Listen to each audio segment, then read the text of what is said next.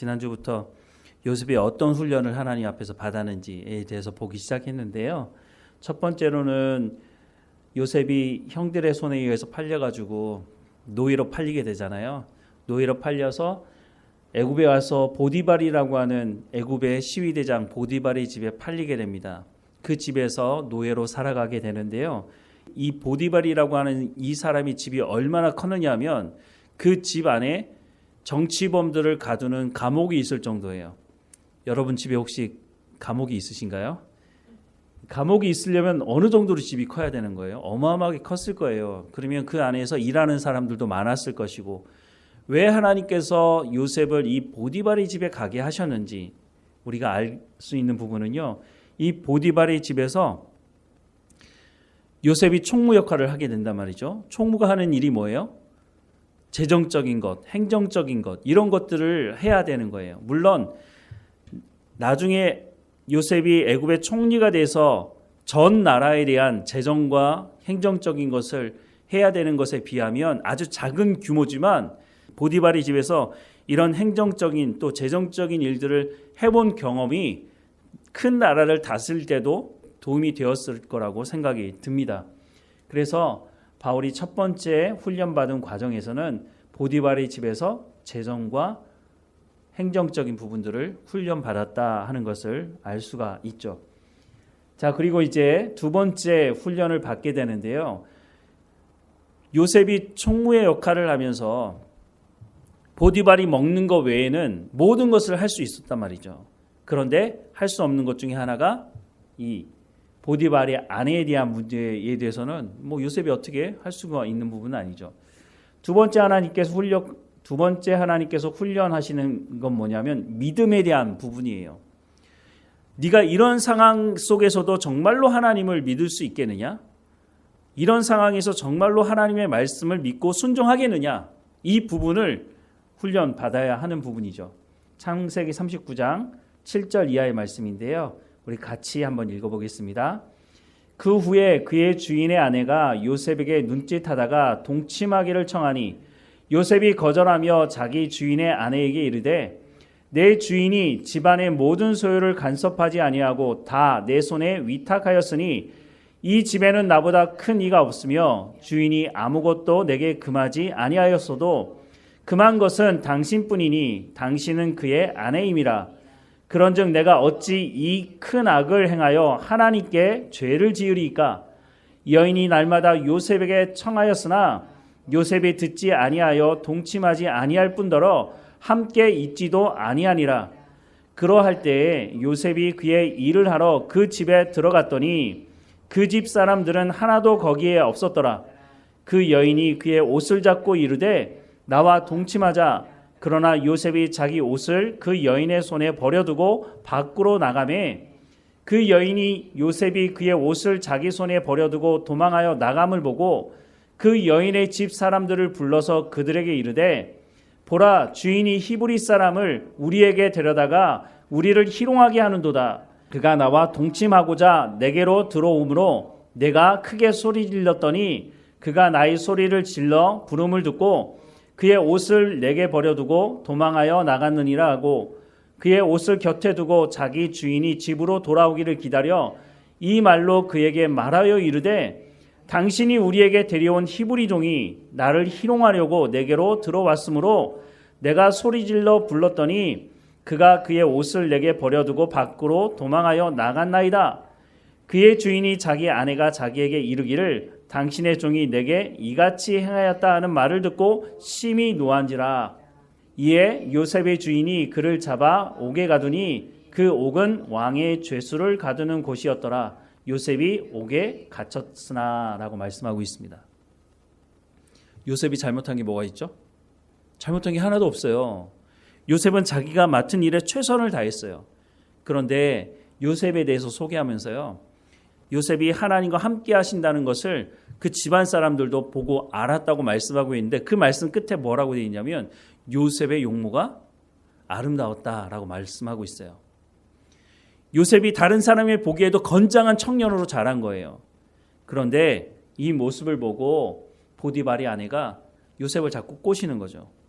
남편은 정치나 이런 일로 바쁘니까 집에 뭐 와서 잠만 자고 나가고 막 그랬던 것 같아요.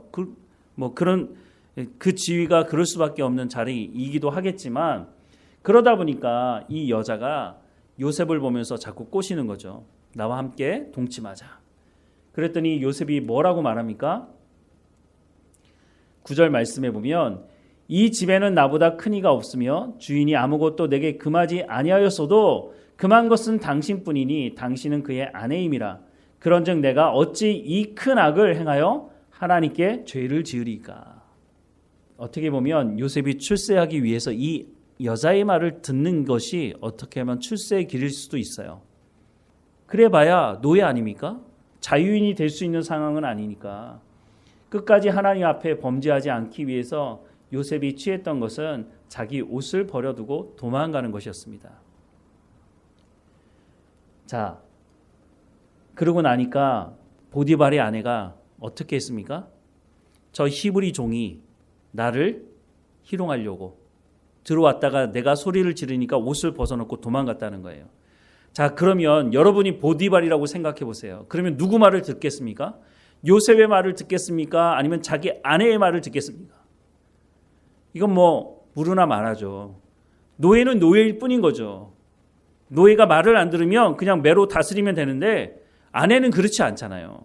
아내를 버릴 수 있어요? 그런 상황이 아니죠. 그리고 증거도 없어요. 아내가 요셉의 옷을 가지고 있으니까 누구의 말을 듣겠느냐는 거예요. 아내의 말을 들을 수밖에 없는 거죠. 그래서 결국은 요셉이 옥에 갇히게 됐다라고 말씀을 하고 있어요.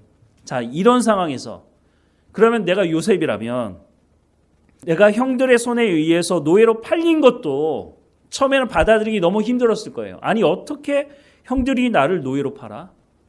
내가 형들에게 형들이 잘못했을 때 아버지에게 고자질 좀 했다고 해서 형들이 날 죽이려고 해? 그것 때문에? 아니 내가 꿈을 꾸어서 내가 어떤 꿈인지 몰랐기 때문에 형들에게 지금 물었는데 그것 때문에 형들이 나를 죽일 이유가 되는 거야? 받아들이기 너무 힘들죠. 그런데 어쨌든 현실은 형들이 나를 죽이려고 했고 형들이 나를 노예로 팔았다는 거죠. 그때 내가 하나님을 인정할 수 있겠느냐는 거예요. 하나님께서 요셉에게 나타나셔서 너 애굽에 내려가면 보디발이라고 하는 그 시위대장 집에 내가 너를 넣을 거야.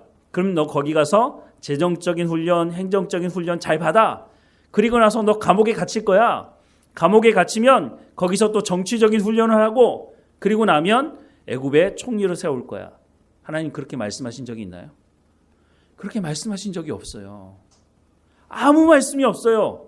그리고 그냥 하나님이 요셉과 함께 하고 계시는 것 외에는 하나님께서 뭘 말씀해 주시는 것이 없는 거예요.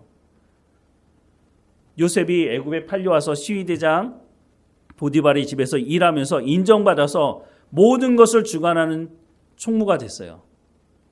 그것만으로도 이제는 안정적이다. 그래 내가 노예로 팔리긴 했지만 내가 먹고 사는 거 별 문제 없어. 내가 고향으로 돌아갈 수는 없지만 내가 여기서 이 정도 누리는 거 쉽지 않은 건데 그래 이 정도면 괜찮겠지라고 생각할 수도 있겠죠. 그런데 모함을 받아서 감옥에 갇히게 됐단 말이에요. 내가 잘못한 게 하나도 없어요. 나는 열심히 일했을 뿐이에요. 최선을 다해서 사람들로부터 인정받아서 내가 이 자리까지 왔는데 내가 잘못한 게 하나도 없는데 모함을 받아서 감옥에 갇히게 됐단 말이에요. 그러면 그 순간에 요셉이 하나님의 주권을 인정할 수 있겠느냐는 거죠. 우리는 너무 쉽게 요셉이 나중에 총리가 될 거니까 다 견딜 수 있었던 거 아니야? 이렇게 생각할지 모르지만 하나님께서 애굽의 총리로 세우겠다는 말씀을 하신 적이 없다니까요. 그러면 내 인생 여기서 정말로 끝나는 건가? 감옥에 갇혔으니 이제 언제 햇빛을 볼 줄은 몰라요.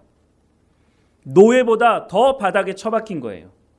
노예 때는 그래도 내가 먹고 싶은 거 먹고 내가 자유롭게 돌아다닐 수나 있죠. 그런데 감옥에는요. 감옥에 갇히면 어떻게 되는 거예요? 밖으로 못 나가요. 햇볕도 보기 힘들게 되는 거죠. 그리고 평생 여기 살다가 여기서 병들어 죽을 수도 있는 거죠. 그런데 그런 상황에서 정말로 하나님의 주권을 인정할 수 있겠느냐는 거예요. 하나님께서 요셉에게 묻는 거죠. 야, 너 지금 감옥에 갇히게 됐는데, 네가 잘못한 것도 아니고 모함을 받아서 감옥에 갇히게 됐는데 너 그래도 하나님을 인정하겠느냐? 라고 묻고 계시는 거죠. 내가 요셉이라면 어떻게 할까요? 그런데 우리가 살다 보면 요셉이 당했던 이런 비슷한 일들을 우리가 당할 때가 있어요. 물론 정도의 차이는 있어요. 내가 하나님을 믿고 하나님의 백성으로 이렇게 열심히 하나님 말씀에 순종하면서 하나님의 일들을 했는데 어떤 사람이 모함을 받아가지고 나는 그렇게 할 생각도 없었고 그렇게 하지 않았는데 어떤 사람들이 이렇게 그래 저 사람은 저런 사람이야 이렇게 막 얘기를 해가지고 거짓말을 막 만들어내가지고 모함을 받게 된다면 그때 내가 정말로 하나님을 인정할 수 있겠느냐는 거예요. 하나님, 내가 사망의 음침한 골짜기를 다닐지라도 해를 두려워하지 않을 것은 주께서 나와 함께 하심이라 라고 하는 그 고백을 아무런 일이 없을 때 평안할 때 할 수 있는 고백이 아니라 내가 사망의 음침한 골짜기를 갈 때에 아무도 나를 인정해 주지 않고 아무도 나를 도와주지 않고 야, 이러다가 내 인생 끝나는 거 아니야? 이렇게 생각이 드는 그 자리에서 하나님이 나와 함께 하시기 때문에 하나님 괜찮습니다 라고 고백할 수 있겠느냐라고 하는 것이죠. 그런데 이 시험을 통과하지 않으면 애굽의 총리가 될 수 없는 거예요. 하나님께서 요셉에게 중요한 것을 묻고 계세요. 네가 이런 상황에서도 하나님의 주권을 인정하겠느냐?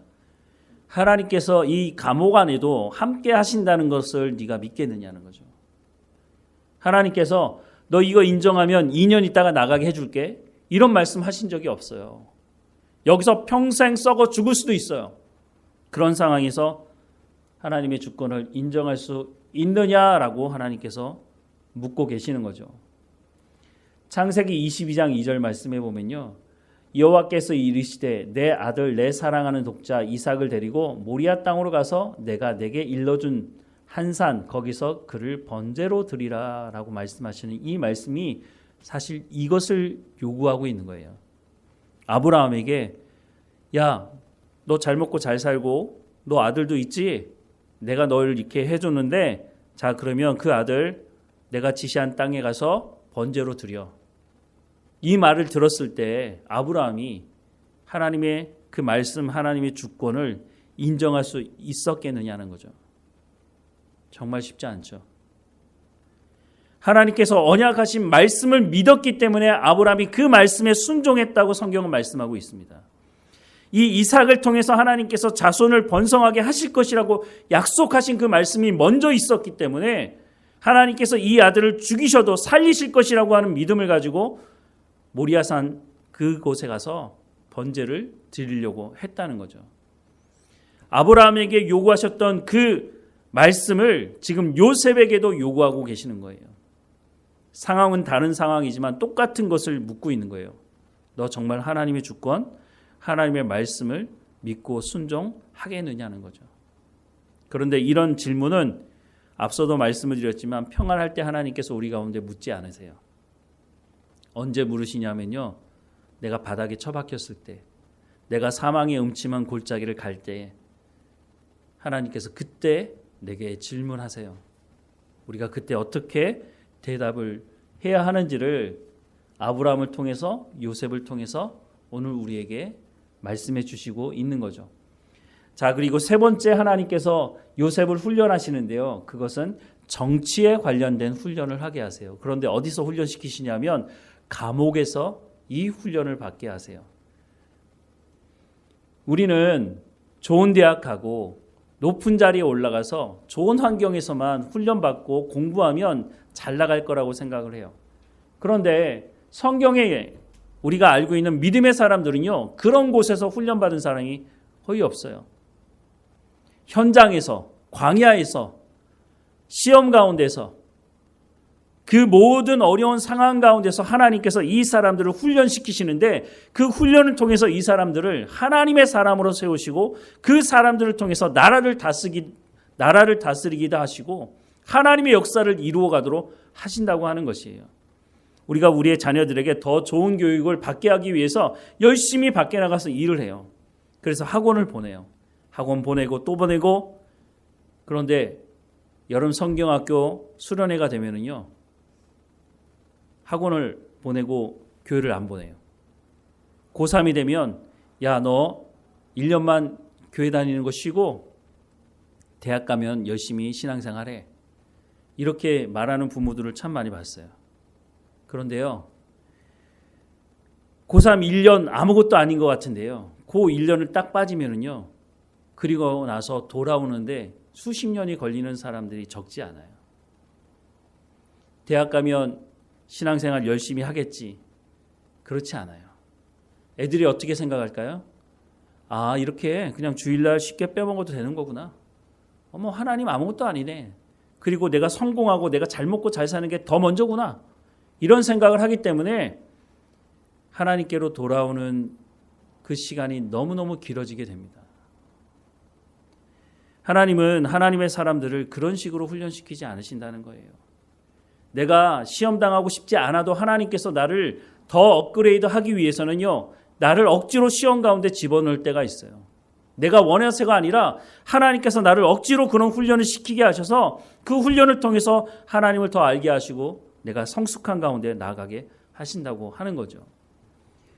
자, 세 번째, 정치 훈련을 감옥에서 받는다고 했는데요. 같이 말씀을 읽어보겠습니다. 이에 요셉의 주인이 그를 잡아 옥에 가두니 그 옥은 왕의 죄수를 가두는 곳이었더라. 요셉이 옥에 갇혔으나 여호와께서 요셉과 함께 하시고 그에게 인자를 더하사 간수장에게 은혜를 받게 하심에 간수장이 옥중 죄수를 다 요셉의 손에 맡김으로 그 재반 사물을 요셉이 처리하고 간수장은 그의 손에 맡긴 것을 무엇이든지 살펴보지 아니하였으니 이는 여호와께서 요셉과 함께 하심이라. 여호와께서 그를 범사에 형통하게 하셨더라. 그 후에 애굽 왕의 술 맡은 자와 떡 굽는 자가 그들의 주인 애굽 왕에게 범죄한지라. 바로가 그 두 관원장 곧 술 맡은 관원장과 떡 굽는 관원장에게 노하여 그들을 친위 대장의 집 안에 있는 옥에 가두니 곧 요셉이 갇힌 곳이라. 친위 대장이 요셉에게 그들을 수종들게 하매 요셉이 그들을 섬겼더라. 그들이 갇힌 지 여러 날이라 라고 말씀을 하고 있습니다. 누가 들어왔느냐면요, 왕의 술 맡은 관원장과 떡 굽는 관원장이 들어왔어요. 우리나라 그 옛날에 사극도 보면요, 왕 옆에서 술 따라주고 이렇게 같이 술 마셔주는 사람이 있어요. 그런데 그런 사람을 누구를 세울까요? 왕하고 가까운 사람, 믿을 수 있는 사람. 왜냐하면 옛날에는요, 하도 암살이 많아가지고요, 왕이 돼도 며칠 안에 막 죽고 그런 일들이 비일비재했거든요. 그러니까 정말로 믿을 수 있는 사람, 내가 먹고 마시는 것과 관련돼서는요, 정말 믿을 수 있는 사람을 세우지 않으면 독살당할 수도 있고 칼에 찔려 죽을 수도 있기 때문에 여기서 말하는 술 맡은 관원장이나 떡 굽는 관원장은요, 정말로 믿을 만한 사람이었다고 하는 것이죠. 그런데 어떤 문제가 있었는지 모르겠지만 이 사람들이 죄를 지어서 보디발의 집에 있는 옥에 갇히게 됐다는 거예요. 그런데 그 사람들을 요셉이 섬기도록 친위대장 보디발이 그렇게 조치를 취했다라고 말씀을 하고 있습니다. 자, 그런데요, 저희가 읽었던 말씀에 보니까 지금 감옥에 갇혔거든요. 그런데 21절에 보니까 여호와께서 요셉과 함께 하시고 라고 말씀하고 있어요. 아니, 감옥에 갇혔는데 하나님과 함께 하시는 게 무슨 의미가 있을까요? 요셉도 참 이상해요.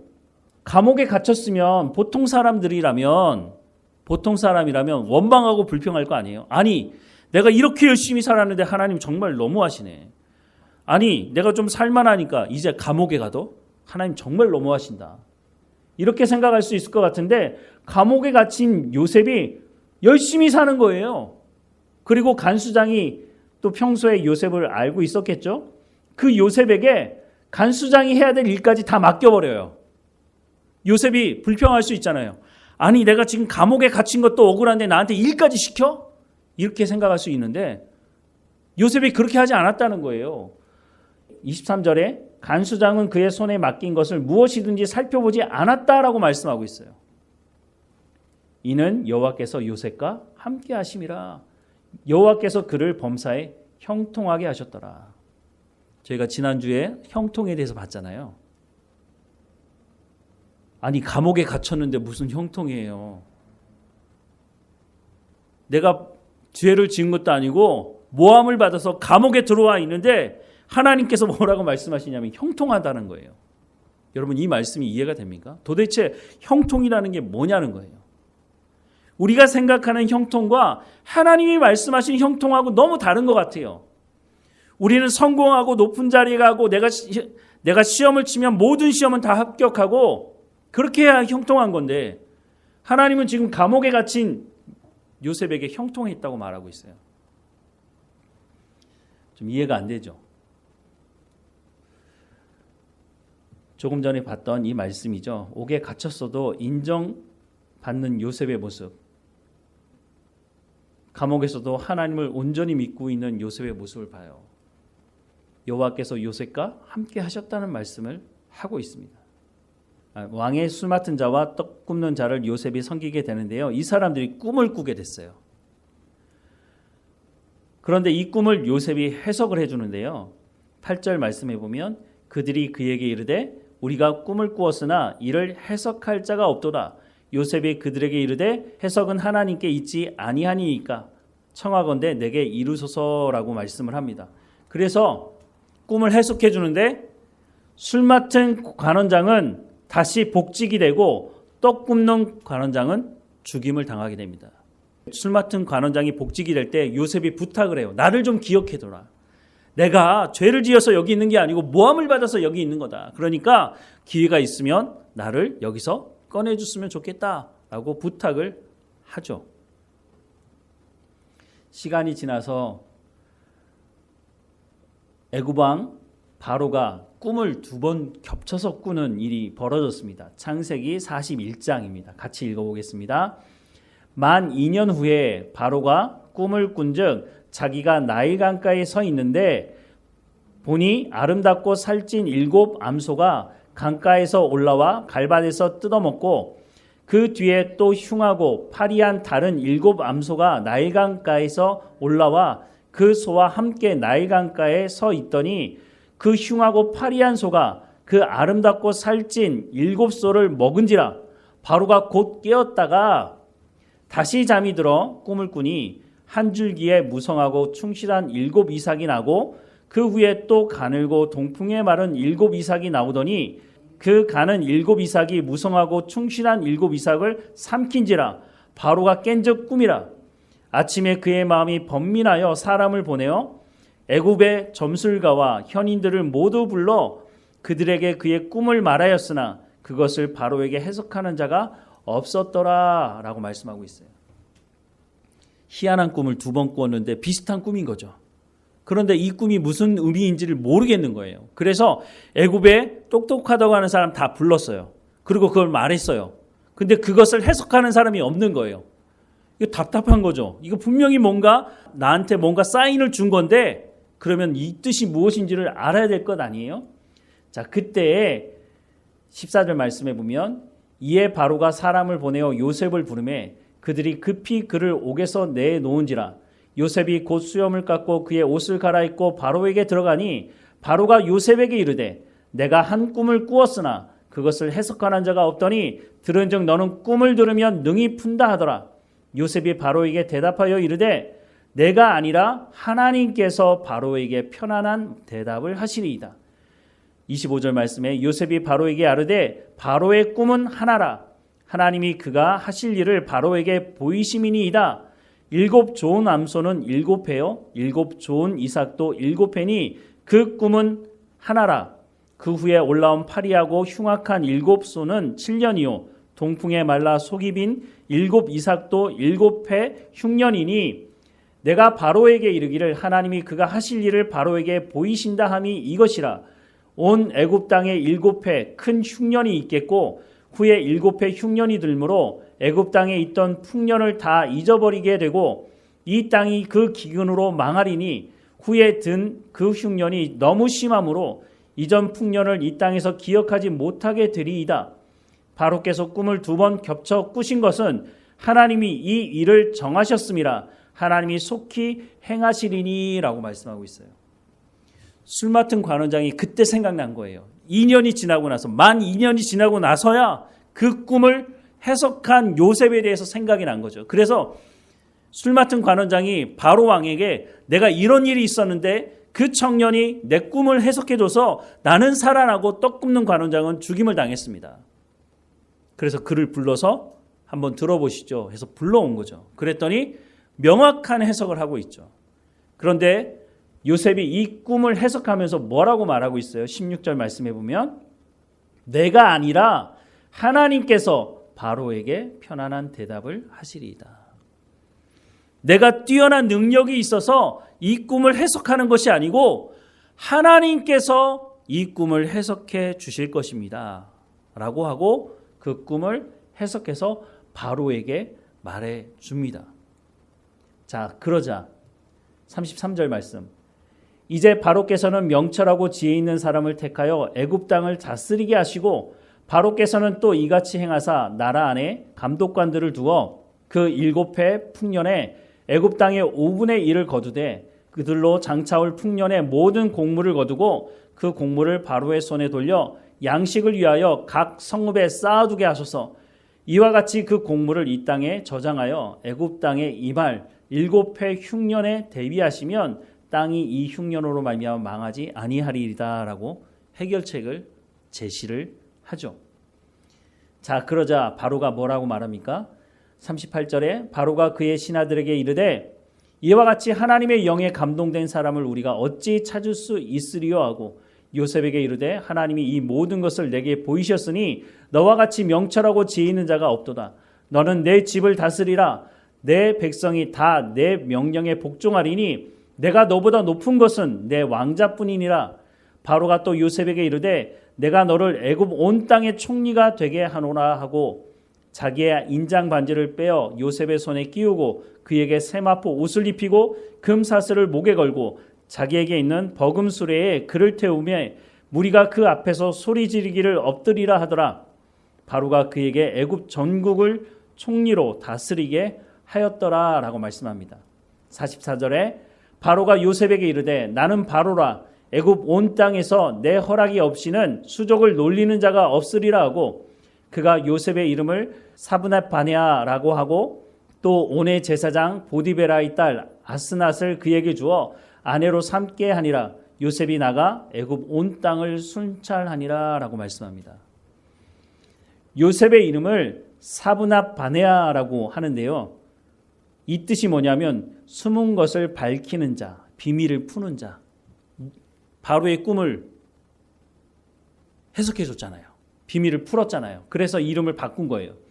그리고 신분 상승을 하게 되는데요. 당시 애굽 사람들이 섬기는 태양신 라의 제사장이 온인데 그 제사장의 딸과 결혼하도록 해요. 왜 이렇게 하느냐면요. 요셉은 노예였잖아요. 노예이고 이방인이에요. 그런데 이 사람을 애굽의 총리로 세운다는 게 사실 불가능한 일이죠. 역사적인 부분에 대해서 잠깐 말씀을 드린다면 그 당시에 요셉이 총리가 될 수 있었던 이유가 무엇이냐? 기원전 18세기에서 16세기 사이에 애굽의 왕조를 이루었던 왕조가 힉소스 왕조라고 해요. 근데 이 힉소스 왕조는 셈족계인데 이 사람들은 북쪽에 살다가 이 사람들이 내려와서 애굽 북쪽을 점령하면서 왕조를 세웠다고 해요. 그래서 당시 요셉이 이방인이면서 애굽의 총리가 될 수 있었던 이유 중에 하나는 그 왕조 자체가 이방인으로 이루어졌기 때문에 이방인이 총리가 되는 것에 대해서 이 사람들 안에 부담이 없었다는 거죠. 꺼리끼는 마음이 없어서 그래서 총리를 세우는데 문제가 없었을 것이다 라고 추측을 합니다. 그런데 그건 그렇다 할지라도 정치적으로 안정적인 관리를 하기 위해서 신분 상승을 해줄 필요가 있는 거예요. 그래서 누구를 선택했느냐? 제사장 보디베라의 딸 아스낫을 아내로 삼게 한 거예요. 그러면 신분도 상승되고 요셉이 애굽의 총리로 역할을 하는데 문제가 없을 수 있는 거죠. 그렇게 이제 총리의 역할을 하게 되는 모습을 보게 됩니다. 하나님께서 처음부터 이렇게 얘기해 주시면 얼마나 좋았을까라는 생각을 해볼 때가 있어요. 그런데 정말로 애굽의 노예로 팔리면서부터 하나님께서 이런 계획이 있을 것이라고 쭉 얘기해 줬다면 요셉이 그 모든 훈련 과정을 잘 거쳐서 애굽의 총리까지 됐을까요? 아마 그러지 않았을 것입니다. 요셉이 거쳐왔던 그 훈련은요, 그 과정을 알더라도 견디기 쉽지 않았을 거예요. 중간에 하나님, 나 도저히 못하겠습니다. 다른 사람 찾아보십시오. 하나님, 나는 두 손 두 발 다 들었으니까 나 여기서 죽이시든지 나 여기서 빼주시든지 하나님 그렇게 하십시오. 그렇게 했을 것입니다. 하나님이 이 모든 과정을 하나님이 이 모든 과정을 한 걸음 한 걸음 같이 하시면서 인도하셨을 뿐이지 하나님께서 이 요셉에게 너 이때 뭐 할 거고 이때 뭐가 될 거고 이때 뭐가 될 거야. 그러니까 걱정하지 마. 이렇게 말씀하신 적이 없다는 거예요. 사랑하는 여러분, 우리가 하나님 앞에 하나님께서 훈련시키실 때 하나님은 나를 어떻게 쓰시려고 이렇게 훈련하시는지 모르죠. 그럴 때 우리가 어떻게 해야 되느냐. 매일매일의 삶에 하나님과 동행하는 삶을 살아가는 일을 중단하지 말아야 된다는 거예요. 내가 바닥에 처박혔을 때, 내가 모함을 당할 때, 내가 정말 아무것도 할 수 없는 감옥에 갇히는 그런 상황이 벌어진다 할지라도 하나님께서 나를 부르셨다면 하나님께서 그 감옥 속에서도 모함을 받는 속에서도 내가 노예로 팔리는 그 순간에도 하나님 함께 하시기 때문에 하나님과 동행하는 것을 멈추지 않는다면 하나님께서 나를 인내하게 하실 힘도 주시고 하나님께서 나를 위로하시기도 하시며 내가 이 모든 과정을 견뎌낼 수 있는 힘을 하나님께서 주실 것이라고 하는 것이에요. 로마서 8장에 보면 성령이 우리를 위해서 말할 수 없는 탄식으로 간구하신다고 말씀하고 있어요. 그런데 그 성령이 어떤 분이시냐? 하나님의 마음을 아시는 분이라고 말씀하고 있어요. 하나님의 계획과 하나님의 마음을 알고 계시는 그 성령께서 내가 하나님의 말씀대로 살려고 할 때에 내가 하나님의 말씀대로 살려고 하는 그 삶 속에서 고난을 당할 때에 나를 포기하지 않고 나를 붙드시고 내가 그 고난을 이겨낼 수 있는 인내함을 허락해 주시며 내가 그 속에서 하나님을 붙들고 하나님의 약속의 말씀을 믿고 살아갈 수 있도록 말할 수 없는 탄식으로 나와 함께 동행하고 계신다고 말씀하고 있다고 하는 거예요. 앞으로 내가 어떤 일을 하게 될지 몰라요. 내가 어떤 사역을, 어떤 하나님의 나라의 일을 하게 될지 몰라요. 내가 지금 하는 일로 내 일평생을 하고 마감할 수도 있고 내가 지금 하는 일보다 더 후퇴되는 일을 할 수도 있겠죠. 세상적 기준으로 보자면 내가 더 못한 일을 할 수도 있겠죠. 하지만 하나님께서 계획을 가지고 나와 함께 하시기 때문에 하나님 여기까지라고 말씀하시면 예 주님 저는 여기까지 하겠습니다라고 거기까지 최선을 다하며 살아가면 된다는 거예요. 가장 중요한 건 뭐냐면 하나님이 지금 나와 함께 하신다고 하는 것이 가장 중요한 문제라는 거예요. 애굽의 총리가 되는 게 내 생의 가장 큰 목표가 아니라 내 생의 가장 큰 목표는 오늘 하나님과 함께 내가 있는 그 자리에서 함께 하나님과 동행하는 것이라고 하는 것이에요.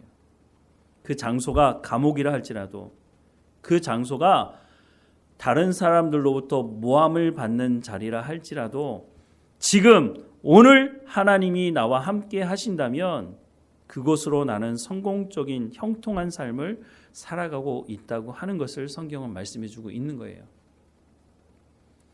애굽의 총리가 되면 조금 더 잘 먹고 조금 더 자유로울 수는 있겠죠. 감옥에 있으면 못 먹습니까? 감옥에 있어도 먹을 거 먹고요. 살 수 있어요.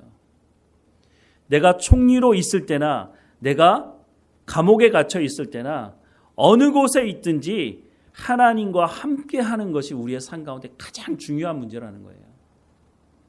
내가 총리가 됐는데 내가 이전보다 더 많이 누리고 더 많은 것을 먹고 더 많은 것을 입을 수는 있는데 그때 하나님과 함께하지 못한다면 아무것도 아니라고 하는 것이에요.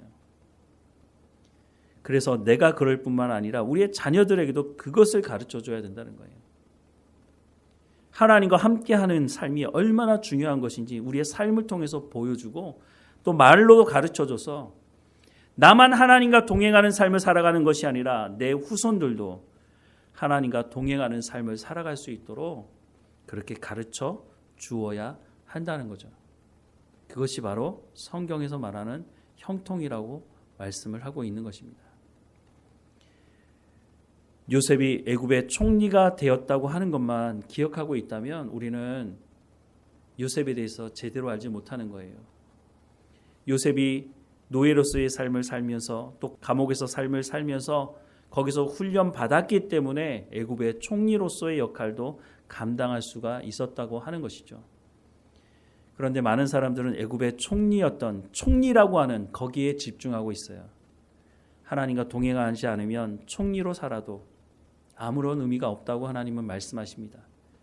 오늘 지금 하나님과 동행하는 우리의 삶이 되기를, 그래서 오늘 하나님이 주시는 복을 누리며 오늘 하나님께서 베푸시는 은혜를 맛보며 하나님 주시는 평안을 누리고 살아가는 우리의 삶이 되기를 주님의 이름으로 축원합니다. 기도하겠습니다. 사랑하는 하나님, 요셉이 모함을 받고 또 감옥에 갇히고 노예로서의 삶을 살았지만 어느 곳에 있든지 하나님과 동행하는 삶을 살았던 것을 보게 됩니다. 우리가 어느 곳에 있든지 하나님과 동행하는 삶을 살아갈 수 있도록 은혜를 베풀어 주옵소서. 우리가 고난 중에 있든지 우리가 성공한 삶을 살아가고 있든지 어느 모습으로 살아가고 있든지 하나님과 동행하는 삶을 멈추지 않도록, 하나님의 말씀을 붙들고 온전히 순종하며 살아가는 삶을 멈추지 않도록 우리 가운데 은혜를 베풀어 주옵소서. 하나님, 날마다 깨어 있을 때마다 하나님과 동행하게 하시고 우리가 잠들었을 때도 우리를 지키시는 그 하나님을 의지하며 살아가는 우리의 삶이 될 수 있도록 인도해 주옵소서. 늘 우리와 함께 하시는 하나님께 감사드리고 예수님의 이름으로 기도드립니다. 아멘.